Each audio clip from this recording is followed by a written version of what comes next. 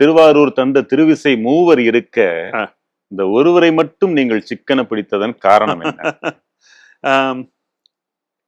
சிக்கனை பிடித்தேன், நீங்க பொடி வச்சு கேட்கறீங்க கேள்வியை. ஸோ நான் சிக்கனை பிடித்தேன்னு சொல்றதை விட அவர் என்ன சிக்கனை பிடித்தாருன்னு சொல்லலாம்.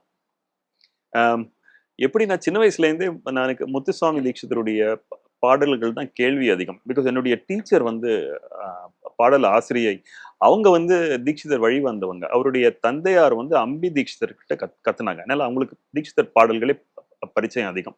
அது தவிர எங்க வீட்டுல வந்து நோட்டு ஸ்வர சாகித்யங்கள் சொல்லுவோம். அதாவது தீட்சிதருடைய வெஸ்டர்ன் மியூசிக்.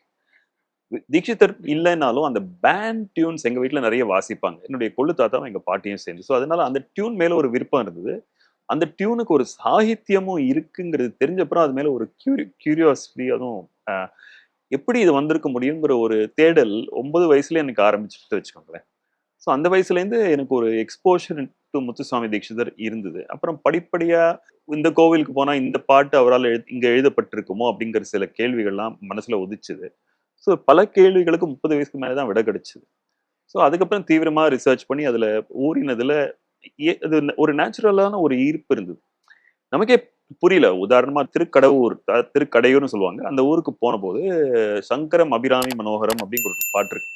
அந்த பாட்டு ரொம்ப நாள் கழிச்சு எனக்கு ஞாபகம் வந்தது. ஸோ அந்த ஞாபகம் வந்தபோது அந்த பாட்டோட ஃப்ரேஸ் பை ஃப்ரேஸ் எனக்கு அர்த்தம் தானாவே புரிஞ்சுது. எப்படி நமக்கு இது புரியுது?